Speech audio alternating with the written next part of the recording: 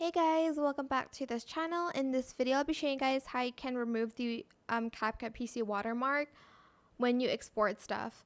So I've had this app for a long time, so I don't really need to anymore. If you select export and select video export, there's going to be a watermark here. But what you're going to do is you're just going to log in into your account, or you can just sign up and create one here.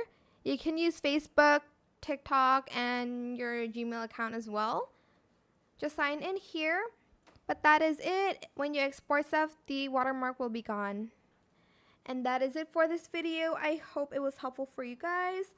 Don't forget to like, comment, share, and also subscribe to this channel if you haven't done that already.